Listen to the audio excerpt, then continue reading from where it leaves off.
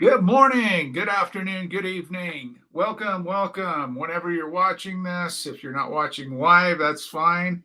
Hey, looks like we got Boguslaw in here. Hello, Boguslaw. I'm glad you could join us. I appreciate it. We've got a very interesting chapter in the book to read today. I think you'll find this one of those, some of the information that will stick with you, that will make you really question what's going on in your life and make you aware of what you're doing and the reasons why you're doing it. It's called Body and Soul, an Uneasy Alliance, and we'll get to that in just a second. Hello, Thilo. Good to see you, brother. That's awesome. You could join us again. I appreciate it. So today, The Worm at the Core on the Role of Death in Life, the book we're reading. We're going to jump right into chapter 8, but I wanted to just quickly, let me go over here and we'll jump right into this screen share and just keep me on track and make sure we're doing everything right here. So this is where we're at. We're on the 8th chapter. We have 11 chapters in this book, so we're getting there. We're these next few chapters, again, I think starting with chapter 6, symbolic immortality, literal immortality, moving to chapter 7, we talked about that human anatomy of human destructiveness. And now chapter 8, body and soul, an uneasy alliance. In this chapter, the authors talk about what actually happens, why we function the way we do. And please keep in mind, this is all in service of repressing the knowledge of our impending death. I wanted to share a couple of things with you here. So these are the subchapters in the chapter we're reading today: distancing from and disparaging animals, and the mortification of the flesh. For beauty we must suffer. Sex and death are twins. That kind of comes out of a Becker thing. We'll see that. And La Femme Fatale. That last one is about, it's really eye-opening about male behavior towards females, their position on that. I wanted to do one thing before we start. I wanted to read this. Mark Manson, I don't know where I ran into this, but I'm going to look further into this. But this is a great synopsis of what we're talking about here. He says, the bottom line is this: terror management theory, that's what this book is about. These are the authors that created this theory, terror management theory, may seem like a dark and depressing topic, but it can actually shed a lot of light on the ways we as humans strive to find meaning and purpose in a world that can sometimes seem bleak and meaningless.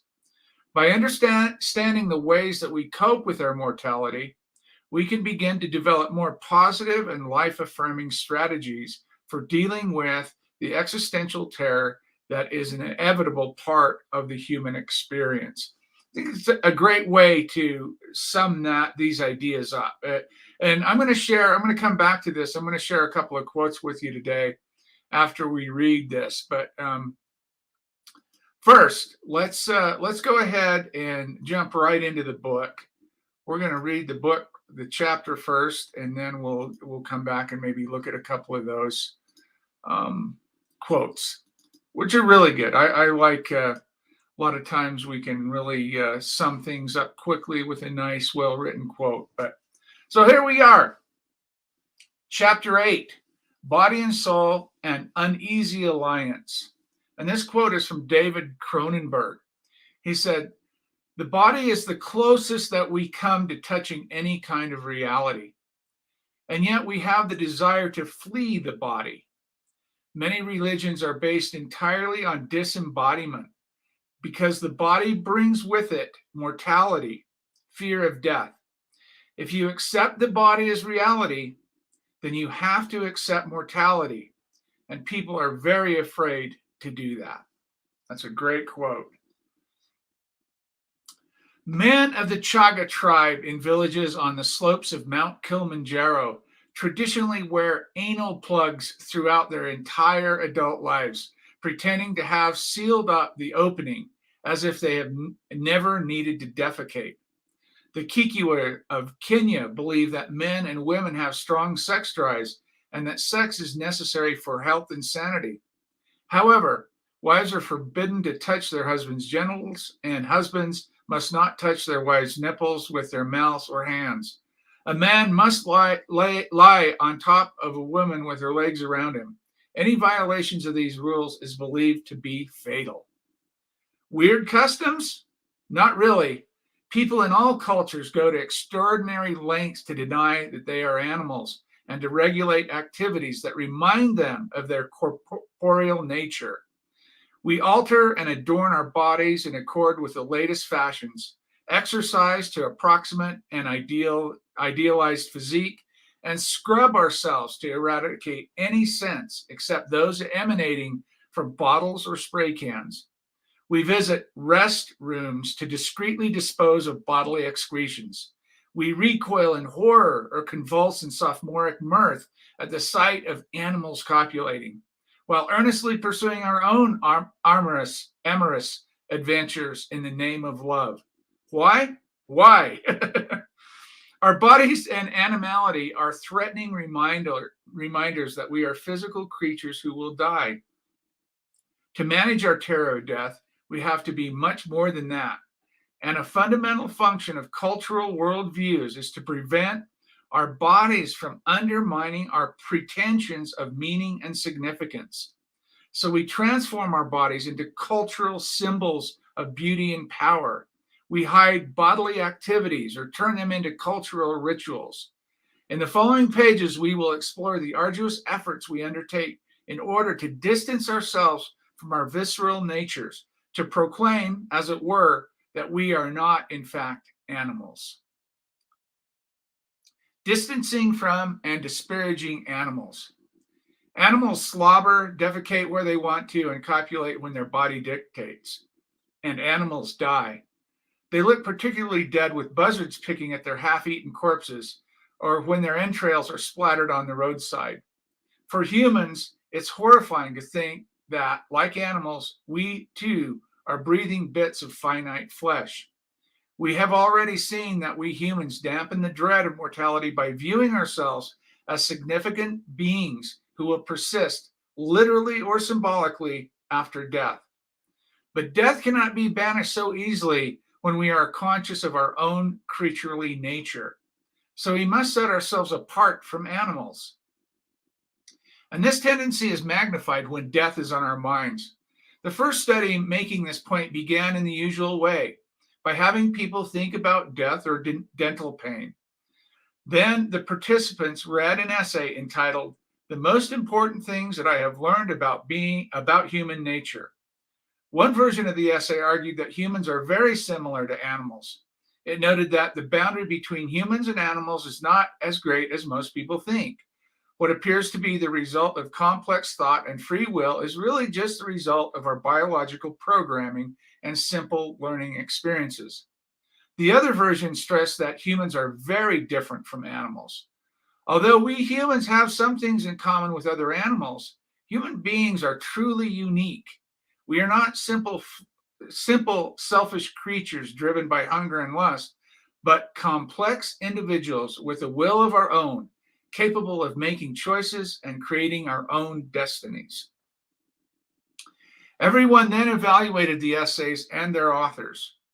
After thinking about pain, people found both essays equally compelling. However, after a reminder of death, the participants ardently preferred the essay stressing that humans are unique. Death thoughts also prod people to avoid activities that remind them of their animality. After pondering their mortality, men and women spent less time having a foot massage, and women were more reluctant to conduct breast self-exams. Moreover, distancing ourselves from animals to deny that we share their fate is more readily accomplished by perceiving them and treating them as our inferiors. Indeed, people reminded of death and the similarities between humans and other animals subsequently disparage animals, even pets they don't own. Death reminders also make people more supportive of killing animals for a variety of purposes, including population control, product testing, and medical research. And reading an article suggesting dolphins may be smarter than humans bring thoughts of death to mind. This disinclination to acknowledge that we are animals lies at the heart of one of our most powerful emotions, disgust. Disgust likely evolved to steer our ancestors away from spoiled meat and other organic materials that carry deadly pathogens that could literally kill them. But as the awareness of death emerged, disgust extended to a broader range of reminders of our animality, such as guts, bones, blood, and bodily emissions.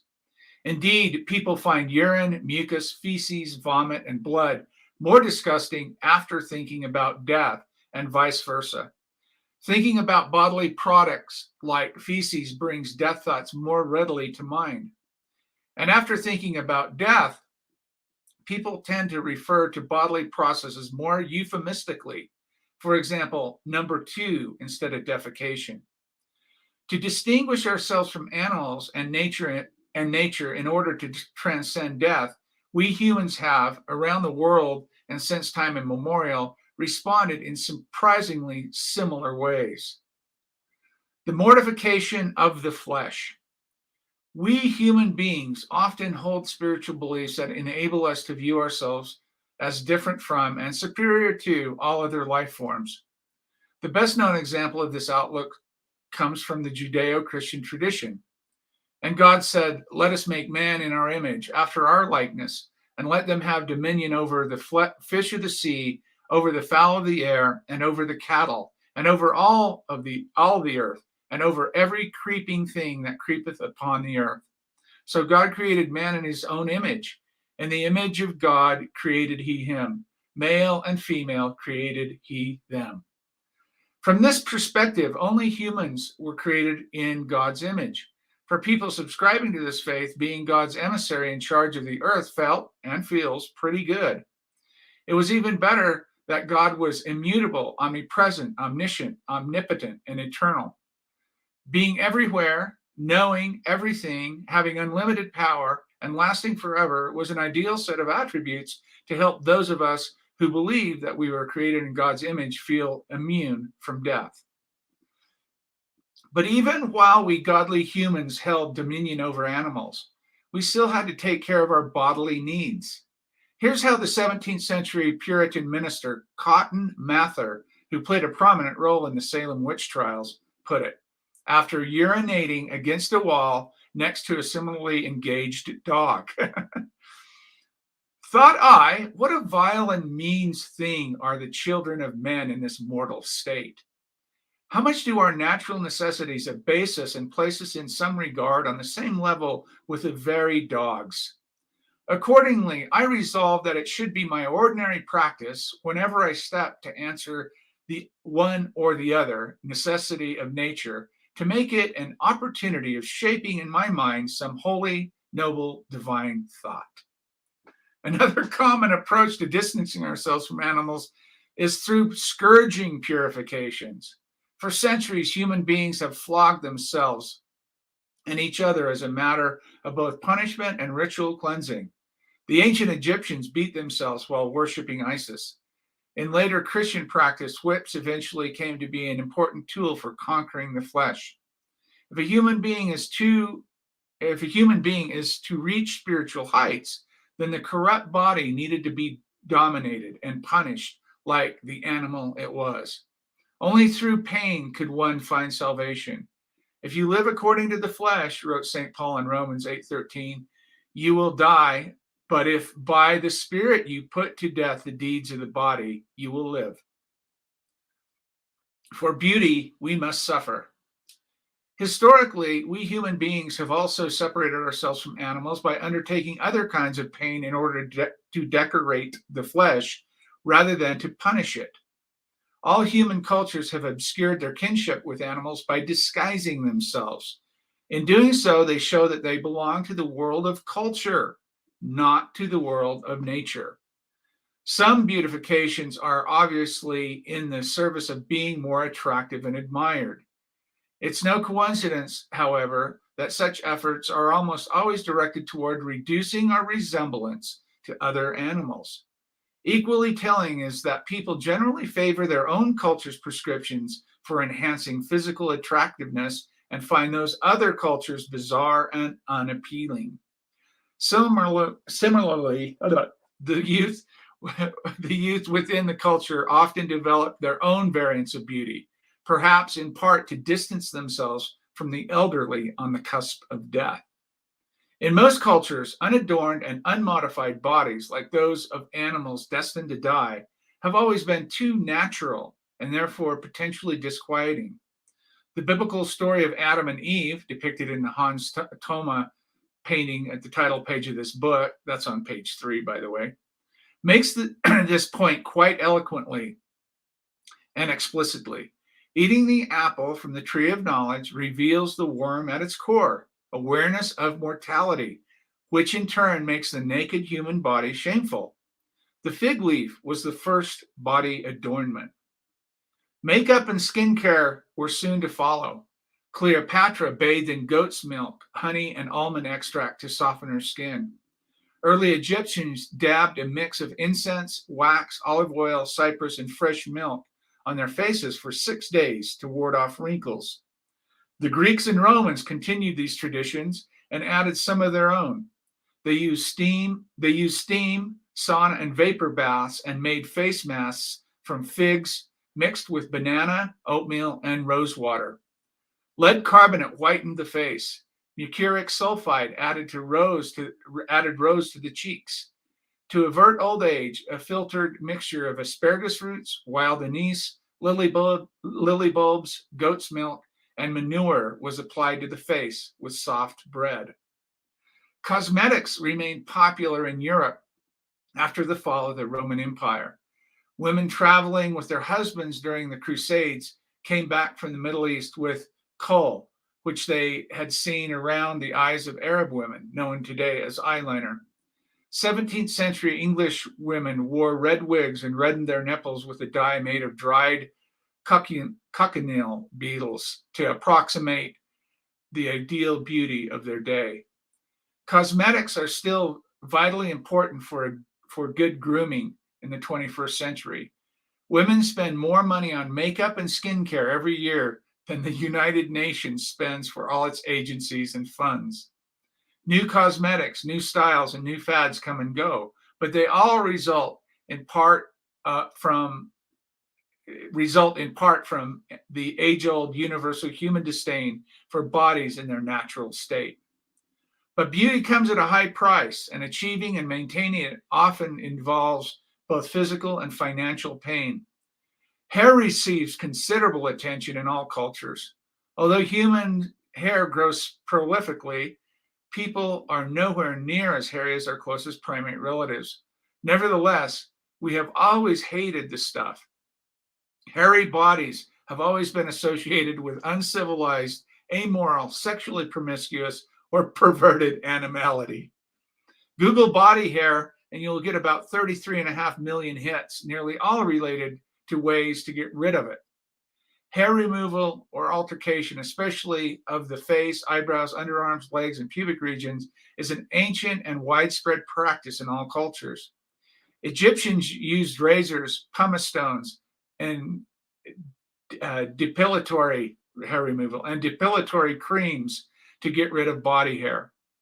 Julius Caesar had his facial hair extracted with tweezers and shaved his entire body, especially before sex.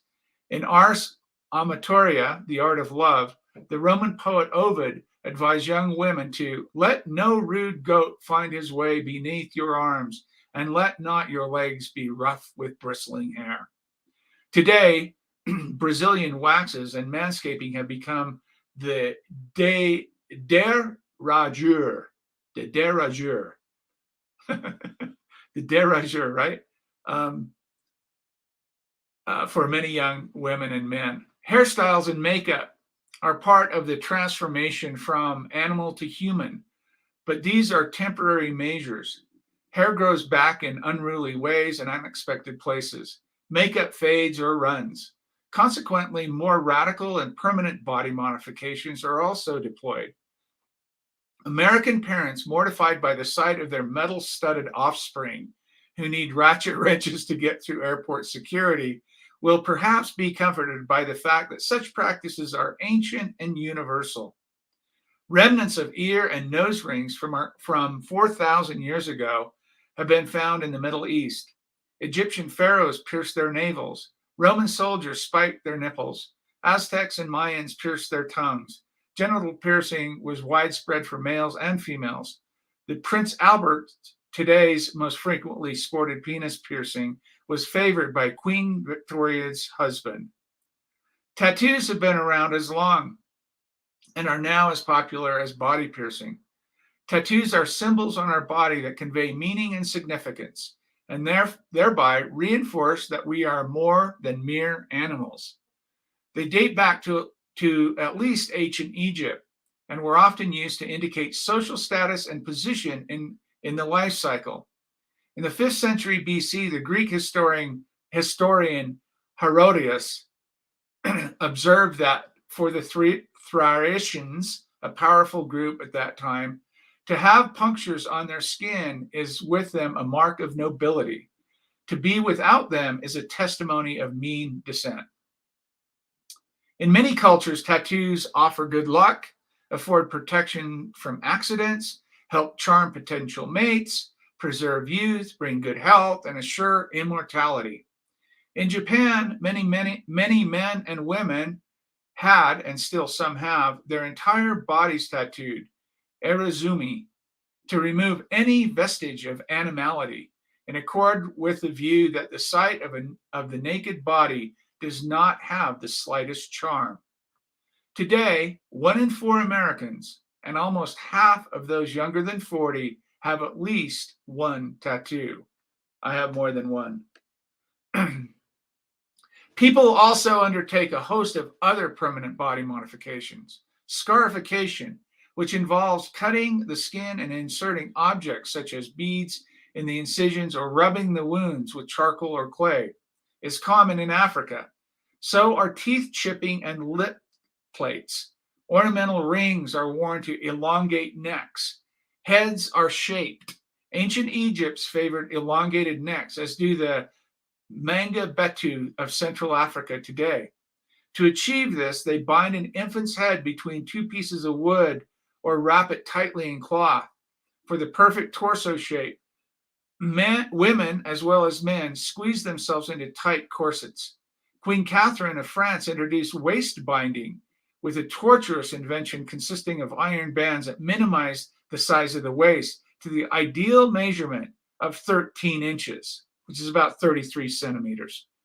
And for over 1,000 years, Chinese women bound their feet for years to stunt growth and produce a lotus-shaped appendage, ideally no longer than 3 inches, about 7.5 centimeters. The custom called for the binding of the feet of 5-year-old girls so that as they grew, their toes became permanently twisted under their arches and would actually shrink in size. The big toe remained untouched. The more tightly bound the feet, the more petite they became and the more attractive they were considered to be. But it was impossible to walk. Today, some American women opt for cosmetic toe amputation surgery to get into narrow, pointy, high-heeled shoes. The surgery can make walking in regular shoes infeasible because the toes are needed for balance, and high heels are notoriously hard on the back. But as one fashion observer put it, so what? Real ladies should never be seen without appropriate, well-chosen footwear, and this dependence on high heels is essentially a survival of fashion's fittest. Modifications to the feet and body show no sign of abating. The American Society of Plastic Surgeons reported that there were 14.6 million plastic surgery procedures performed in 2012. The vast majority of them on women. Breast, calf, chin, cheek, and lip augmentation, breast reduction, primarily for men, nose reshaping, liposuction, eyelid surgery, tummy tucks, Botox treatments, buttocks implants, ear surgery, hair transplants, pectoral implants, and face, breast, buttocks, and forehead, thigh, and upper arm lifts are currently the most popular options. In America, teenage women, men of all ages, and elderly men and women are having more cosmetic surgeries than ever before. For the elderly, maintaining a youthful appearance is of paramount importance. As USA Today headline noted, ironically, some elderly say that they'd just die if they had to look old. In short, when we are cropped,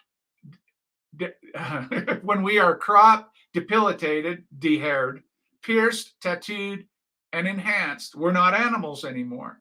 We're ambulatory works of art, using our bodies to assert our own cultural value. Sex and death are twins. Although looking attractive helps us deny our animal nature, it also serves the more obvious pragmatic function to appeal to the person on the next bar stool, hopefully enough so that he or she will want to mate with you. And why not? Birds do it, bees do it, beasts do it, and we join genitals too. This oldest, most frequent, and arguably most pleasurable activities is why humans exist at all. That sex is extremely gratifying and that people go to exceptional lengths to obtain it is indisputable. Indeed, the urge to merge has been a driving force in human history. Wars have been fought and empires squandered in the pursuit of coital connections. The mass media are saturated with it. As satirist Dave Barry put it, quote, violence and smut are, of course, everywhere on the airwaves. You cannot turn on your television without seeing them, although sometimes you have to hunt around. We are also, however, very ambivalent about sex. It's both exhilarating and frightening. Although, for example, the Mehinaku in central Brazil enjoy sex and often have it often, they also believe that sex stunts growth, saps energy, saps strength, and attracts evil spirits and lethal illnesses. Why be ambivalent about something so pleasurable? According to Ernest Becker, it is because sex is of the body and the body is of death.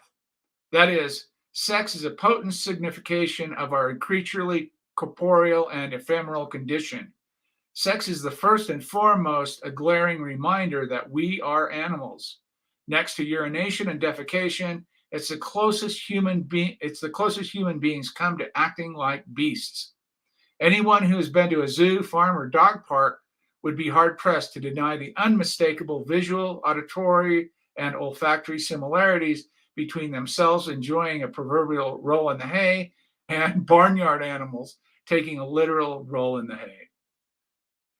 Moreover, sex draws our attention to our bodies in ways that threaten to undermine the symbolic identities we rely on to keep death fears at bay. Maintaining a psychologically comfortable Cartesian distance from our bodies is much easier when we present ourselves as appropriately clothed parishioners at church or hedge fund managers at the office, rather than as naked, pulsating pieces of fornicating finite species meat. Finally, sex in the service of reproduction. Mr. Turkey Baster and Miss Baby Incubator momentarily conjoined in biomechanical docking maneuver. Makes us anywhere from dimly to painfully aware that we are transient ambulatory gene repositories taking a short lap around the track of life before passing the baton to the next generation and joining the ranks of innumerable iterations of the unknown and unliving. To verify the psychological link between sex and death, after thinking about their death or watching television, we gave participants the following survey. Please take a few moments and think about what it is about the sexual experience that appeals to you. You need not have experienced the actual behaviors listed below, nor do you need to currently have a partner. Please rate how appealing each experience would be at this moment and respond with the first answer that comes to mind. 1, feeling close with my partner. 2, expressing love for my partner. 3, skin rubbing against my own skin. 4, expressing love to one another. 5, opening up emotionally with my partner. 6, tasting sweat. 7, a tongue in my ear. 8, performing oral sex. 9, the emotional connection. 10, exchanging bodily fluids. 11, romantic feelings surrounding sex. 12, the smell of sex. 13, being loved by my partner. 14, connecting spiritually. 15, feeling my genitals respond sexually. 16, feeling my partner's sweat on my body. 17, feeling tenderness toward my partner. 18, tasting bodily fluids. 19, blending of cells. And 20, having an orgasm. The asterisk items describe physical aspects of sex, although they were not identified as such on the survey. The other items describe romantic aspects of sex that make no reference to the body. Thinking about death had no effect on participants' impressions of the romantic aspects of sex. However, they found the physical aspects of sex less appealing after a death reminder. We then wondered whether thinking about the physical aspects of sex would bring death thoughts more readily to mind. So in the next study, we gave some participants the sexual experience survey with just the items about the physical aspects of sex. Other participants received the survey with just the items about the romantic aspects of sex. Death thought accessibility was then measured with the word stem task, in which missing letters for word fragments could be completed with either neutral or death-related words. Although pondering the romantic aspects of sex had no effect on the word stem task, death-related words were more frequent after considering the carnal aspects of sex. Ernest Becker was right then when he proclaimed that sex and death are twins. Thinking about death makes the physical aspects of sex unappealing, and considering the physical aspects of sex nudges death thoughts closer to consciousness. We manage our death-fueled anxiety about sex by imbuing it with symbolic meaning, transforming it from the creaturely to the sublime, thereby making it psychologically safer. There's no universal standard of normal sexual activity, and cross-cultural variations of what constitute appropriate sexual conduct are truly astonishing. Most cultures prescribe sex in seclusion, but Formosan tribes copulate in public unless children are present. Hopis, Native Americans, have sex only at night in the dark. Chenchus, an Aboriginal tribe of India, have sex only during the day.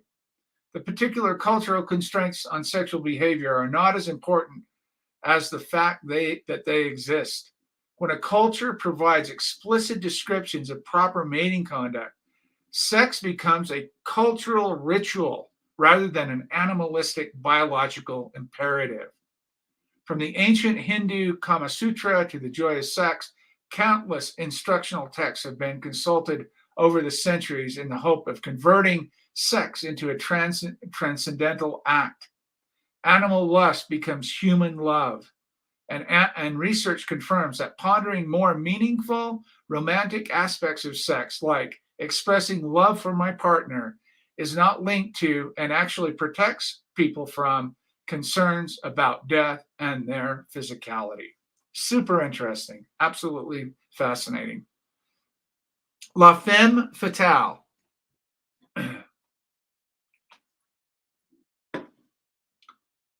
In virtually all cultures, women's bodies and sexual behavior are especially subject to rules and regulations.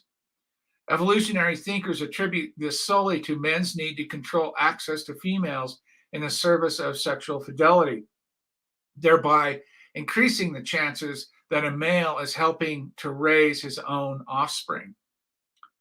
Though that is a likely part of the story, it is also about animality and death. Such restrictions exist because men have always made the rules and women arouse sexual lust in them. They also stem from the corporeal nature of menstruation, pregnancy, and the birthing process. In most societies, women have been the expression of male loathing of the physical and the potentially decaying, writes philosopher Martha Nussbaum. Taboos surrounding sex, birth, menstruation all express a desire to ward off something that is too physical, that partakes too much of the secretions of the body. Although women are viewed with less contempt than in the past in most of the developed and Western world, vestiges of this disgust with menstrual and lactation remain. For example, let's say you are called along with an equal number of male and female students into the lab for an experiment on group productivity and told that you will soon try to solve problems with a partner. When you get to a lab cubicle, your partner, 21-year-old woman, is already in the room. You both complete some personality scales and hand them to the experimenter, who leaves the room to prepare for the next part of the study. Your partner fishes in her bag for some lip gloss. In the process, a tampon falls on the table. You stare at it for a second. She grabs it, stuffs it back in her purse, and applies the lip gloss. Then the experimenter comes back into the room and hands you both another questionnaire asking you to evaluate how competent, intelligent, focused, friendly, and likable you perceive your partner to be in anticipation of working together. If you rated this woman more negatively than you might have had she not dropped the tampon, you would have not been alone, regardless of whether you are male or female. In the experiment, the female student was actually working with the experimenter. During the study, she seemed to inadvertently drop either a tampon or a hair clip out of her handbag while fishing for the lip gloss. What researchers found was that after the woman dropped the tampon on the table, male and female participants rated her less competent and less likable than they did when she dropped the hair clip. They also chose to sit further away from her. Perhaps the most intriguing, dropping the tampon led both men and women to rate physical appearance as especially important for women. This finding supports the idea that the emphasis on feminine beauty is at least partly an attempt to deny the creaturely side of being female. Pregnancy and lactation are other reminders that women's bodies are much like those of other female animals.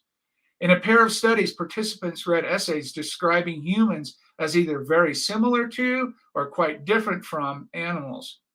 They were then shown revealing pictures of two celebrities, Demi Moore and Gwyneth Paltrow, either pregnant or not. After reading that humans are special, the participants regarded both Moore and Paltrow highly, regardless of whether they were gestating a baby, whether they were gestating a baby. However, following the reminder that humans are just like other animals, the celebrities were evaluated more negatively by both male and female participants if the photos showed them pregnant.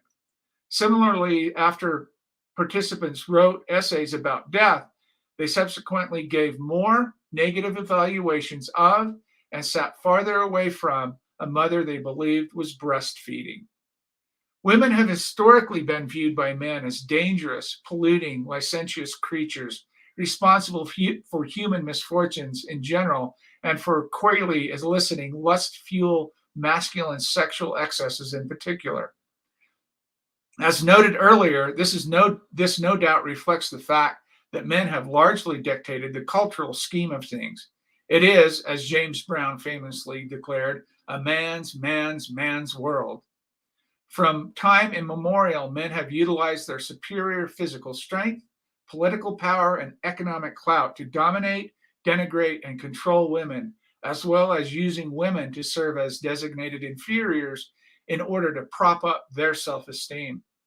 Moreover, men are more easily and more frequently aroused by visual imagery and hence prone to be sexually aroused by fleeting and impersonal contact with women.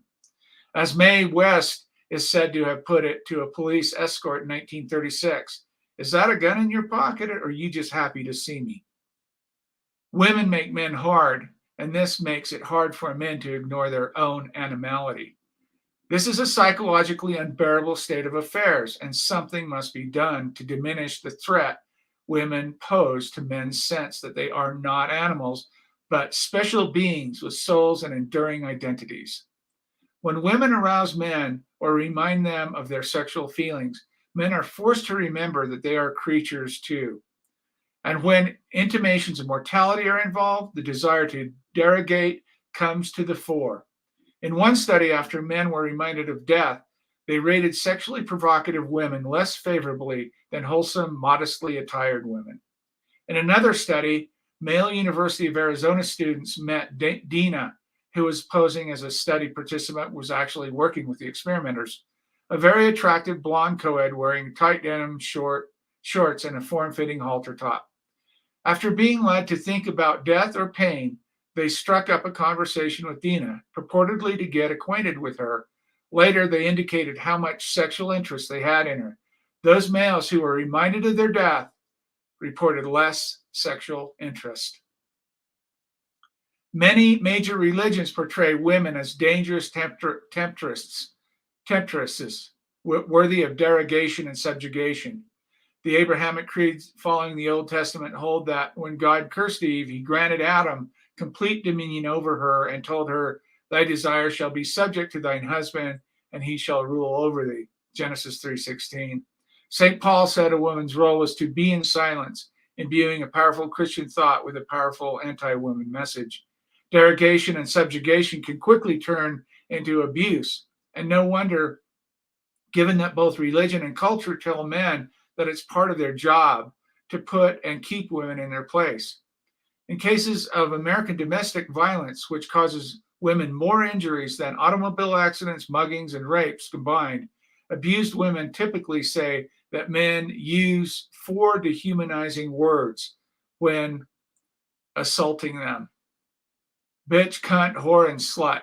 Violence against women is expressed in rap lyrics that refer to women as hoes and bitches, and in pornography that depicts women sodomized and gang raped. We think that widespread patterns of violence against women may well be partially rooted in men's sexual ambivalence. The conflict between lust and the need to deny animality makes men uncomfortable with their own sexual arousal. Because men find females sexually alluring, they blame women for their own lustful urges, derogating and abusing them for reminding them of their own corporeal nature. Do reminders of death increase aggression against women? To find out, we asked American male college students to write about their own deaths and then about a time when they experienced intense lust for a woman. Then they had to pretend that they were judges who were meting out punishment in a court case in which a man brutally assaulted his girlfriend. When the young men were reminded of both death and their own lust, they recommended especially light sentences for the abusive boyfriend. This finding suggests that many of the images we receive through the media combining death and sex may contribute to male tolerance of violence against women. The link between death and sex in films, such as the classic slasher scenario of a woman having sex and then being stalked and killed, reflects the ambivalence we have been discussing. Men crave sex, but simultaneously they want to punish women for arousing that desire. Being an embodied animal aware of death is difficult indeed. We simply cannot bear the thought that we are biological creatures, no different from dogs, cats, fish, or worms. Accordingly, people are generally partial to views of humans as different from and superior to animals. We adorn and modify our bodies, transforming our animal carcasses into cultural symbols, rather than thinking of ourselves as hormonally regulated gene production machines, bumping and grinding our way toward oblivion. We, quote, make love to transfer copulation into romance. And when women ooze hormones, blood, and babies, men blame them for their own lustful urges, which serves to perpetuate negative stereotypes about and justify abuse of women. Terror of death is thus at the heart of human estrangement from our animal nature. It isolates us from our own bodies, from each other, and from the other creatures with whom we share noses, lips, eyes, teeth, and limbs everywhere on the planet. Next week, chapter 9, Death and Fear. I'm going to jump over here. I want to, that stuff is amazing to me. I really, that is an eye-opening chapter. When I first read that, it really gave me food for thought for a while. Let me go over here. So I read you that about Mark Manson. Let me share a couple more quotes. I'm just kind of reiterating this idea of what all this whole combination of things, of human behavior, why we act the way we do when we do. I'm trying to pull it all together to show you what the authors are saying, psychologically speaking, about our denial of death, and how this underlying terror of, it's not the death itself, it's the knowledge of dying, how this underlying terror motivates our human activity. I love this quote from William Faulkner. If you know who he is, he wrote in the 30s and late 20s and 30s. Said, the aim of every artist is to arrest motion, which is life, by artificial means and hold it fixed, so that 100 years later, when a stranger looks at it, it moves again, since it is life.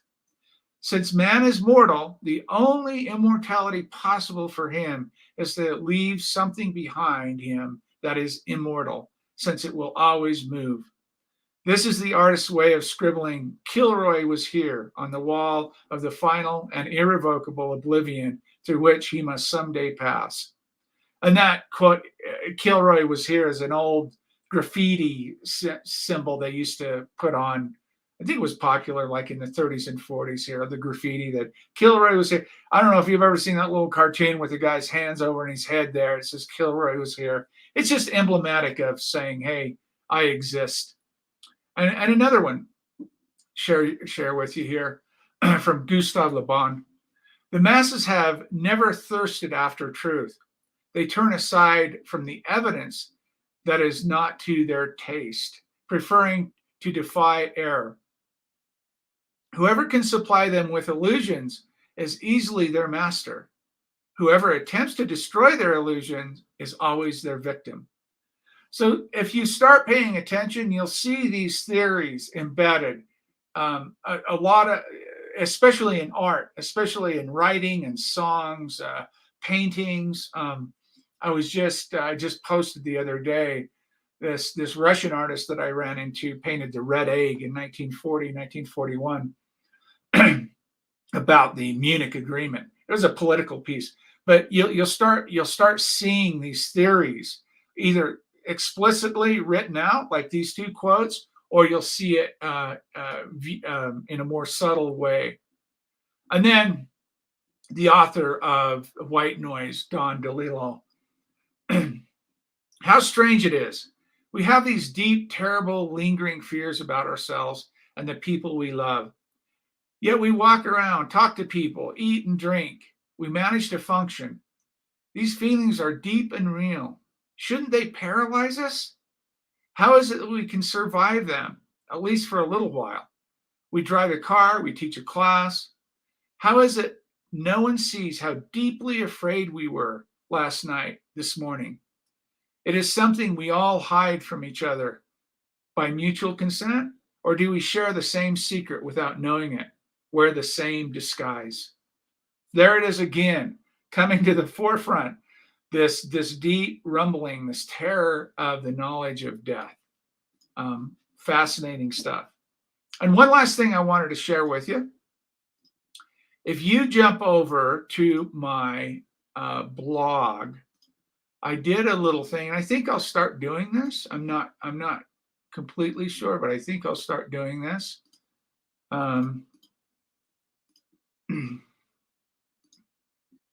There's some. Let me go to the work. This is about color reversal. There's some new work up there you can look at too. I just did yesterday. There's the Red Egg. Body and soul in an easy alliance. So if you scroll down, you'll be able to see this. And what I did is I wouldn't call them cliff notes, but I went through each subcategory and I talk about the highlights in each subcategory. So if you're interested in that, you can go look at that. But I just wanted to share that. And there's a couple of blog posts before that, but you can kind of plow through them. They're not that deep. This is work I just did yesterday, the color reversal prints, which I found fascinating, by the way, and just answering questions about people say, why Did you leave wet collodion? I said, I didn't leave anything. I'm experimenting, and I explain in there. It's just a fair question, people, are you not going to do wet collodion anymore? I don't know. I do whatever the project that I'm working on calls for, right? So I explained in that little blog post of why are you doing this? Why are you doing this color work now if you left this? And I just explained that, look, I've been struggling with finding there was something missing in the project, in the work itself, in the photography. And I've been struggling with that for a long time, well over a year. I tried watercolors, I tried different kinds of things. And the bottom line is that this place, especially in the spring and summer here, is so beautiful. And the flora, I couldn't capture the colors, obviously. And this is one thing that I will say, and I'm not sure if you'll agree with this or not, but after I've been working in the collodion process, wet and dry collodion, for over 20 years. So I've had a lot of experience with how these processes function, plus paper negatives, all kinds of pop printing out processes, and some you can imagine and some you can't. But what I've realized is that one of the things about orthochromatic processes that don't see the full spectrum of light, that only see a very limited spectrum of light, can be very interesting, no doubt. I mean, obviously, I've made a lot of work in it, and I've had a lot of projects, and I've done a lot of work in it. But I've always said that collodion is a very narrow, limited process you can work in visually, because it doesn't render complex or cluttered images. Just go out and look around. You'll see, wow, man, that is dizzying to look at. Collodion is best at simple, straightforward, clean images, portraits, very clean portraits, architecture, very clean architecture, landscapes, very clean landscapes. But when you start getting into, still lifes and putting objects in and doing all kinds of stuff, it gets cluttery. It's visually discombobulating and disorienting to me. So it's a beautiful process. Obviously, I love it, but it's very limited in scope that way. So color, to me, I love this. And you can read it on the blog, but Chagall has it, Marc Chagall. I was looking around at painters working with eggs, and that's where I found this Russian artist, the red egg. And Chagall did some egg work as well too. The eggs are symbolic, fertility, transformation, all kinds of symbolism in art. But Chagall had this great quote: "Color is all. When color is right, form is right. Color is everything. Color is vibration, like music. Everything is vibration." And I love that. It sums up the feeling that I have. So over this spring and summer, if you follow my blog, or if you follow what I've been doing, and I'll try to share a little bit on these as we go through, I'll share some of the work, like the prairie flowers, the red prairie flowers, the yellow sneeze grass, the different flora that I've been photographing up here for a couple of years. I'll show the pop print of the collodion or dry plate image, and I'll show you the color RA4 reversal image. And you'll see exactly what I mean. You'll see exactly what I'm talking about, as Chagall says, this vibration, this je ne sais quoi, this something, right? That's kind of why we make art, is because words kind of fail us. I mean, we just go into the AI chat generator and just type words if we could do that, right? But no, seriously speaking, the reason why I moved in this color direction is it fulfilled a need. I'm calling it beauty right now. You can call it vibration from Chagall's quote. Whatever you want to call it, it fulfills that need. And as you see this body of work come together, and I think I'll have it finished sometime in the fall, you'll see exactly what I mean. And another thing the color RA4 reversal process does for me is it opens up a whole possibility of going out at 7 o'clock at night after a big rainstorm and making a photograph, right? Or it opens up a lot more possibilities for me to make photographs for this project. So will there be wet collodion, dry collodion, paper negatives in this work? Yes. They'll be combined with the color work. It'll be all edited down, and it'll be, yes, it'll be a combination of both. But what I'm talking about here is this color work will fulfill a big portion of this flora work. And I'm doing fauna work, like I'm going to do some horses, and horses were so important to the Tabawatch Ute up here. The Spanish introduced them to horses in the 1600s here, and the Ute, there were 10 bands of Ute Native Americans here. They became some of the best horsemen out of all Native American tribes. They were absolutely magnificent on horses. So the color RA4 will allow me to actually render some of this fauna or this livestock, horses and different things, the way I want to. So a long way around explaining.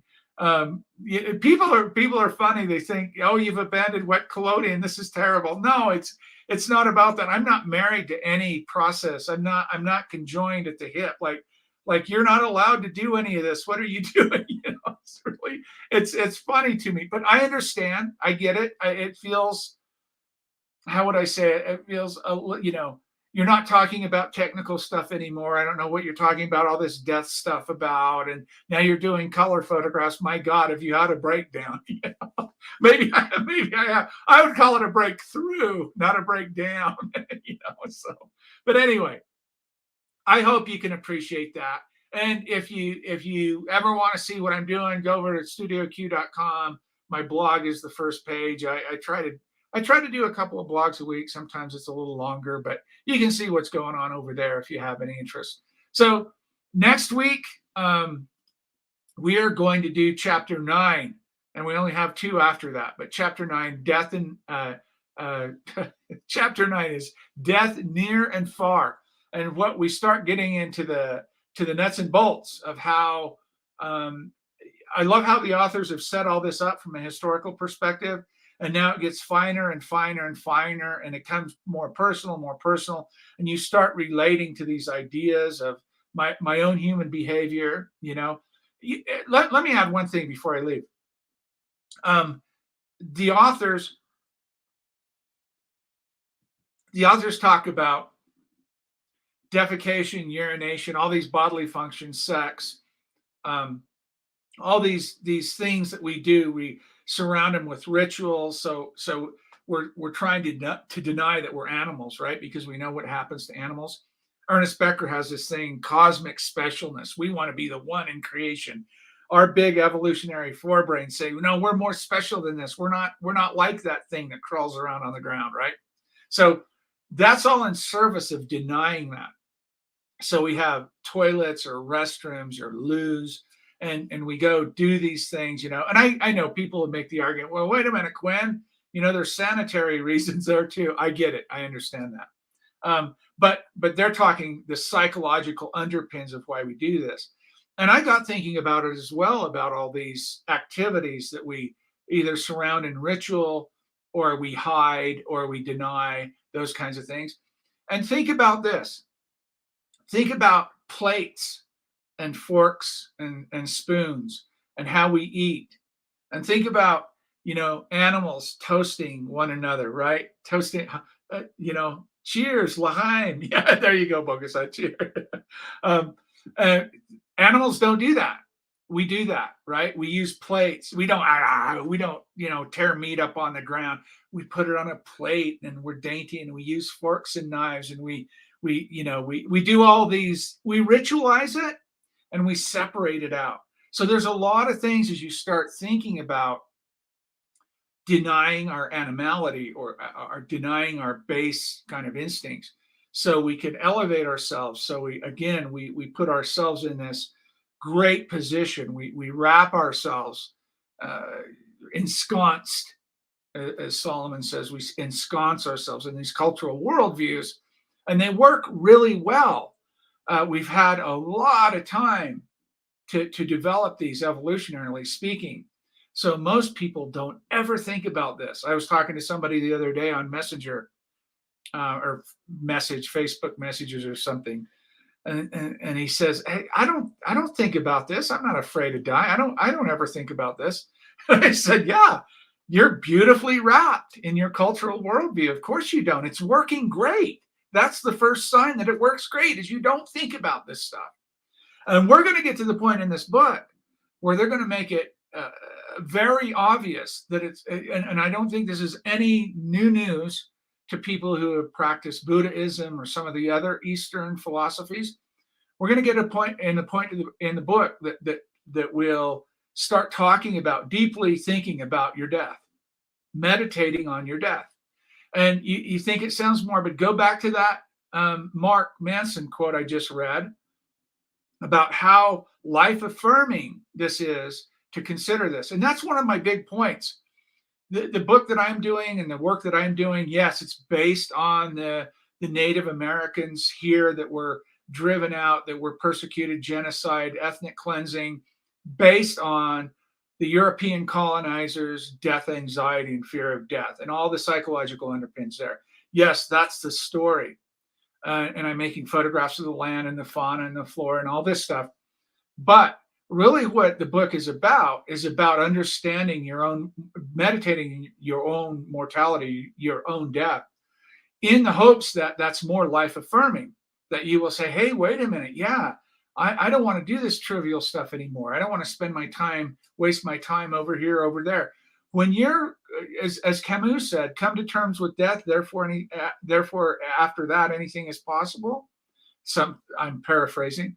What I think what he meant was, when you start considering this, you start realizing living in the moment and appreciating each day, being grateful, being humble that you got out of bed this morning, the beautiful landscape, the beautiful night sky, the beautiful people, whatever it is that you're looking or observing or participating in, becomes that much more special, versus serving this constant need to repress that anxiety, chasing after money, drinking, drugging, hurting other people, trying to win this competition or do this, all these kind of self-esteem serving kind of needs. And we're going to get to the point in the book that really, really talks about this. And it really is fascinating. But again, the book has, I think for me, as you look through this and you start from chapter 1 and you go through chapter 11 and you put all this together, you'll see how they've constructed a wonderful backstory, historical perspectives, and then it becomes more and more personal. And that's where I really got involved, is when I started thinking, wow, the questions I have of human behavior on treating othering, the psychology of othering, and the subchapter of my book is the psychology of othering and the origins of evil. And that's really, Becker's book, Escape from Evil. These guys in terror management really laying these ideas and theories out. Very potent, very powerful. And that's what compelled me to do what I'm doing. So anyway, thank you so much for joining me.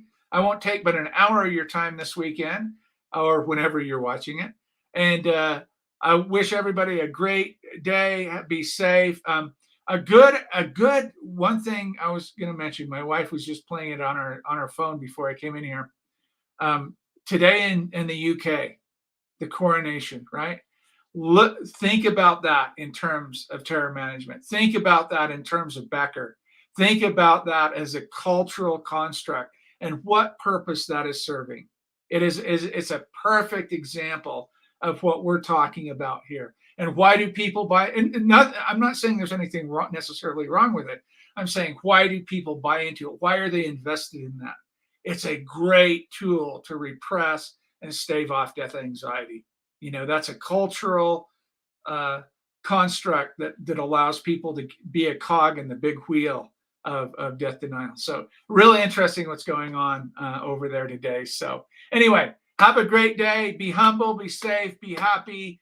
And thank you so much for joining me. Thank you, Bogusla. I appreciate you being in here. I love to see your face and be able to read to you. So thank you. We'll see. I hope you can join me next week.